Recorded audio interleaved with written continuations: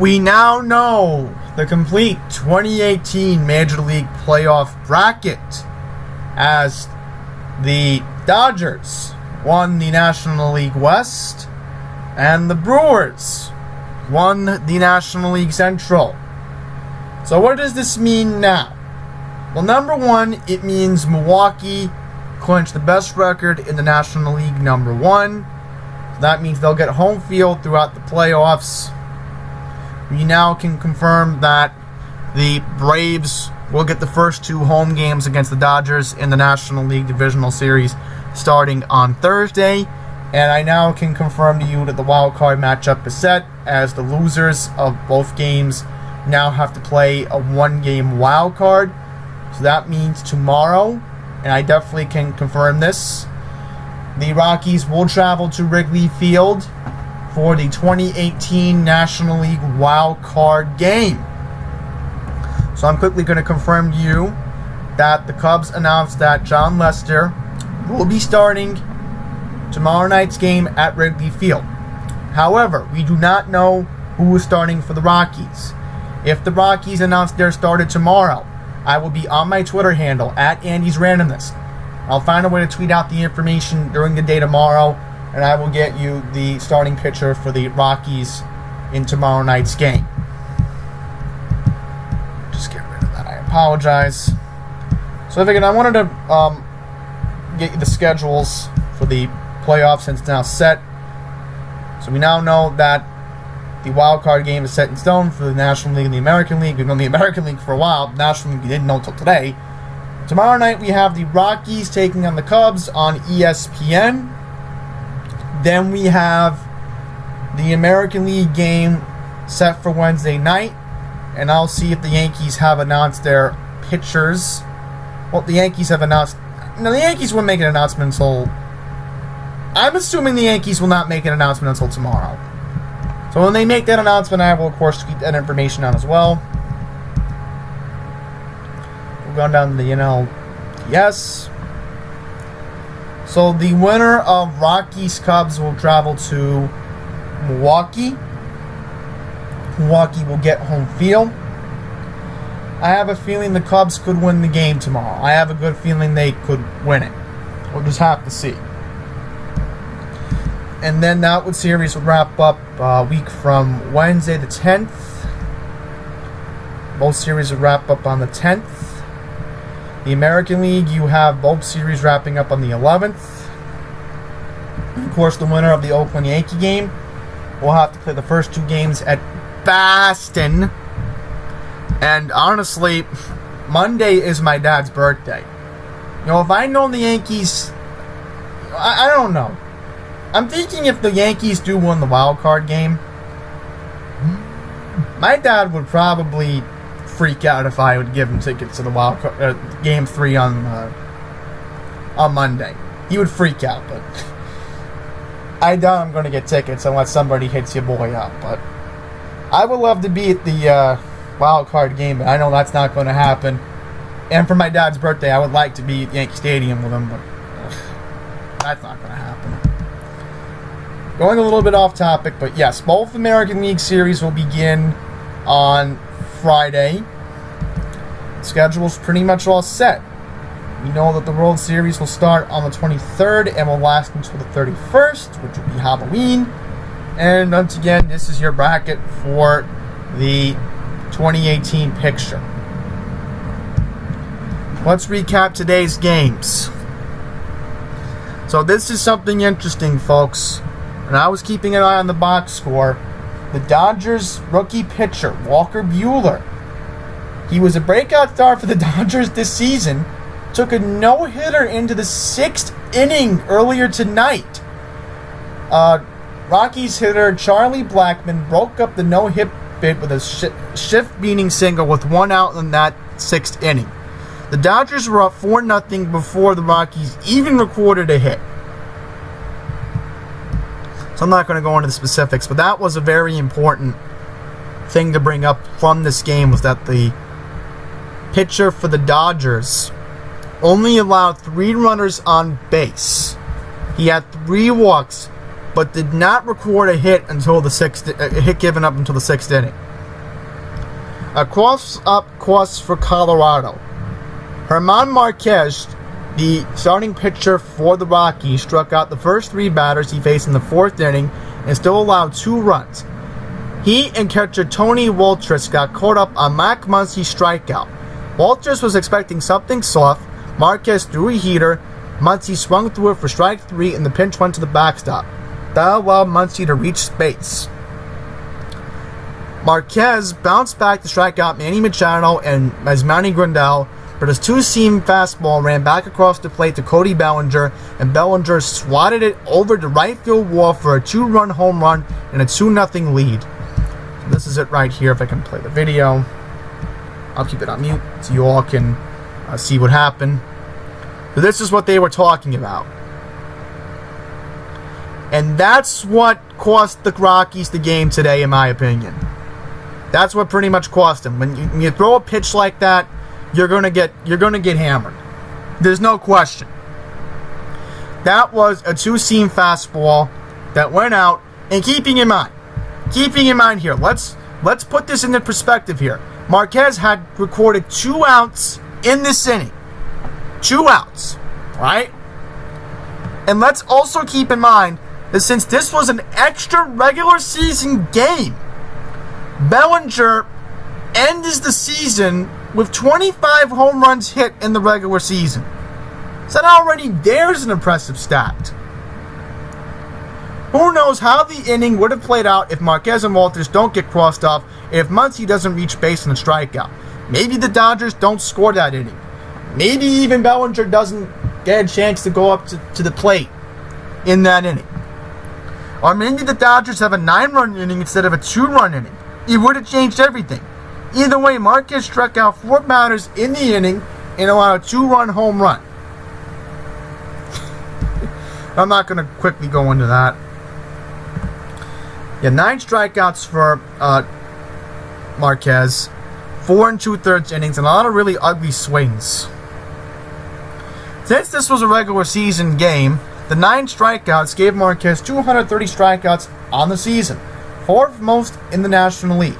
Only Max Scherzer with 300, Jacob deGrom with 269, and Patrick Corbin had more strikeouts.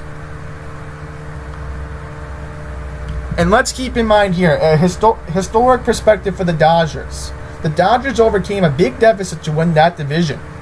And also keeping in mind, they are the 3rd team in Major League Baseball history to go on a long streak of winning a division.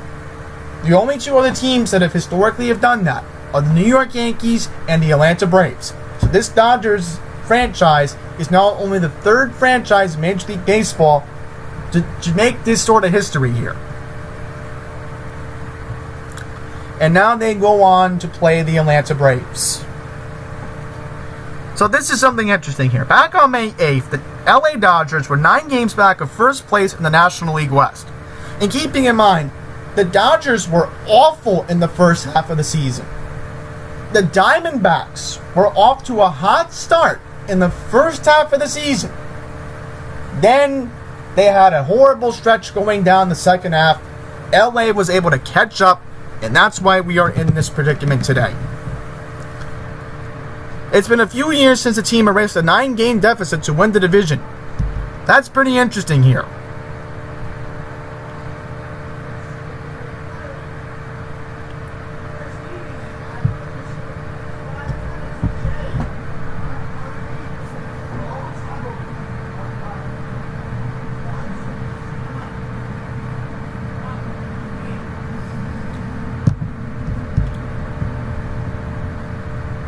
Now to the Brewers-Cubs game. Now, first up, this is the first National League Central title for the Milwaukee Brewers since 2011. Congrats to them. So now they get the best record in the National League, and now they wait the winner of tomorrow night's wild card game between the Cubs and the Rockies. Let's recap today's game. Christian Yelich, what happened to him today? He is most likely going to win the National League MVP award. But however, he came up short in his pursuit of winning the first National League Triple Crown title in 81 years. So let's put this into perspective here. The last time somebody won the Triple Crown in the National League, you got to go back and look at the numbers yourself. History could have happened today. Something could have happened today that has not been seen in the National League since 1937. So honestly, that was something interesting there. Yelich went 3 for 4 with 3 singles, including one to put Milwaukee ahead 1 on early on. He'll finish the season with a .326 average, giving him the National League batting title. So if he has the NL batting title, most likely the writers are going to vote him in as the MVP, which again, I will have a heated opinion about that when November comes. Yelich wasn't the only Brewers outfielder to have a noteworthy afternoon. Lorenzo Cain, Milwaukee's other big offseason addition, knocked in the go-ahead run in the 8th inning. Ryan Braun, later on in the 8th inning, made the lead 3-1 with an insurance run with a RBI single of his own. He was later thrown out on a questionable stolen-based attempt to end the top of the 8th inning. So let's watch the insurance run for the Brewers. So as you see here, I'll go by the play-by-play. Milwaukee was already up 2-1 because Lorenzo Cain was able to knock in an RBI single. There was 1 out in this inning. If Braun had popped it up to the outfield, it would have most likely meant the runner from third base could have scored. So let's watch this right here. Trying to buffer, I apologize, everyone. See, look at that. That was a clean base hit. Very clean. You don't get any other attempts than that. I'm sorry, you don't. That was, of course, from the Brewers Twitter feed, of course. All told, Milwaukee's outfield combined to go for 5 for 12 with 3 runs batted in. That'll work, and that'll definitely work if you're going to be making a deep postseason run later this month. So the question for this game for the Milwaukee Brewers, and everybody was talking about this yesterday, was, of course, the bullpen. How was the bullpen going to look? How long was the pitchers were going to last? How aggressive Craig Counsell and Joe Madden would get with their top relievers? Well, I'm going to tell you right now. Craig Counsell, very happy manager, that he knows that he's not having another extra day to worry about it, because now his pitchers are going to have 3 days of extra rest, which is very important when they face the winner of the wild card game starting on Thursday night. There was a lot of relievers available in that Brewer bullpen.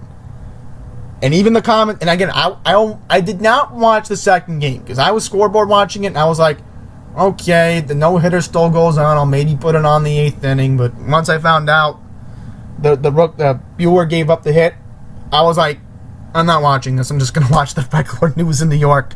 But I got to tell you, watching the game at work was very interesting. And when I found out when I got home that Milwaukee got the 2 runs, I was like, this is what happens when you have a loaded outfield. The Brewers pretty much proved it all season. All season.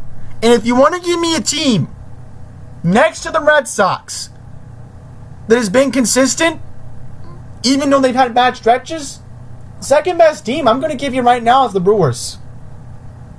Because today, Milwaukee proved to me, and they proved everybody else wrong, and I was expecting Chicago to win this today. I had a feeling the Cubs were going to win this because they were at home. But that didn't happen today. Because if you have a loaded bullpen like that, a bullpen that is filled and loaded to the max, your team's going to win the ball game. You better be careful if you are the Braves. You better be careful if you're the Cubs again, because you're going to have to face this bullpen for the first 2 games at home in Milwaukee. You better be careful if you're the Dodgers. Because if I'm a team in the National League, I'm very worried to face the Brewers right now. I would be nervous. And these names, let me tell you, I'm not going to go into names, but the only thing about the Cubs today was that Anthony Rizzo, and he's been a player that has been clutch in the past. Rizzo was the only guy on that entire team today that was able to record only one run scored for Chicago. One run. That was it. Can Rizzo be big tomorrow against the Rockies? We have to find that question out tomorrow night. I'm telling you right now, it's going to be interesting, this Brewers team. I think they can go at least to the NLCS. It's definitely not out of the question. And their games, let me tell you, have been very close. And if that series, and I'm going to be honest with everybody, if the NLDS does not go to 4 games between Chicago and Milwaukee, I will be completely surprised. All right, here's your box score. 3 runs, 12 hits, no errors for Milwaukee. 1 run. And again, the 1 run was, of course, the home run from Rizzo. I'll go to the box score for the Dodger game, Rockies. All right, Colorado, 2 runs, 4 hits, no errors. Los Angeles, 5 runs, 9 hits, no errors. So, both games today did not have any errors. That even makes it very impressive, to say the least. That's going to wrap it up. Congratulations to the Dodgers on winning their 6th consecutive National League West title. Congratulations to the Brewers on winning their first National League Central title since 2011. Wild card game for the National League tomorrow. American League, of course, I'll be keeping an eye on it closely with my dad on Wednesday, because me and my dad are very anxious to find out who's pitching. And I know my dad's in the next room wondering, he's been rambling on and on and on about the National League. Can my son finally talk about the American League? Well, that's coming tomorrow. Hopefully I'll have news. And again, any pitchers are announced, I will be on my Twitter, at Andy's Randomness. If you need any information, I will be on Twitter tomorrow. If somehow the Yankees announce who's going to be pitching, because I'm hoping it's not Severino. I'm hoping it's going to be Happ or Lynn. That's going to wrap it up. Thank you for watching. Until the next video, please take care.